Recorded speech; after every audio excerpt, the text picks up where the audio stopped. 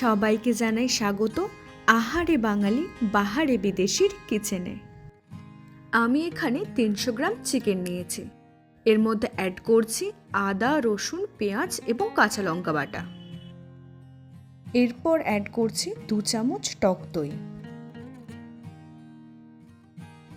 তার মধ্যে অ্যাড করছি লঙ্কা গুঁড়ো, হলুদ গুঁড়ো, জিরে গুঁড়ো এবং ধনে গুঁড়ো। এরপর সমস্ত উপকরণ একসাথে ভালো করে মিক্স করে নেব। আমি চামচের সাহায্যে করছি, আপনারা চাইলে হাতেও মিক্স করতে পারেন। সব কিছু মিক্স করা হয়ে গেলে ওপর থেকে সর্ষের তেল ছড়িয়ে আবারও ভালো করে মিক্স করে একটা ঢাকনা দিয়ে চাপা দিয়ে রাখবো 20 থেকে 25 মিনিটের জন্য। একটা কড়াইতে পরিমাণ মতো সর্ষের তেল দিয়ে তেলটা গরম করে নেব। সর্ষের তেলটা গরম হয়ে গেলে তার মধ্যে একটা তেজপাতা, কিছু লবঙ্গ, দারচিনি এবং এলাচ দিয়ে দেব। এগুলো হালকা করে ভেজে নেব। তারপর এর মধ্যে অ্যাড করব আগে থেকে ম্যারিনেট করে রাখা চিকেনগুলো।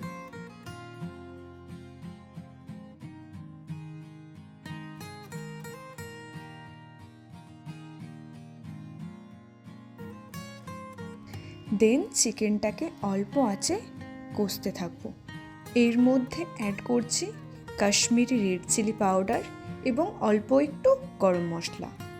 এগুলো চিকেনের সাথে ভালো করে মিক্স করে নেব। তারপর অ্যাড করছি স্বাদ মতো লবণ।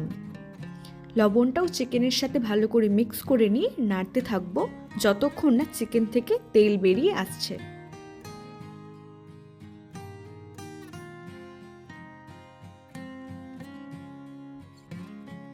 নাড়তে নাড়তে যখন দেখবেন চিকেন থেকে এইভাবে তেল বেরিয়ে আসছে, তখন তার মধ্যে হাফ কাপের মতো জল দিয়ে একটা ঢাকনা দিয়ে চাপা দিয়ে রাখবেন মিডিয়াম ফ্লেমে।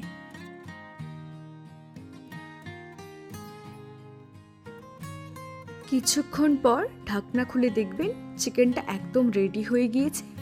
এরপর আপনি এটাকে সার্ভ করতে পারবেন।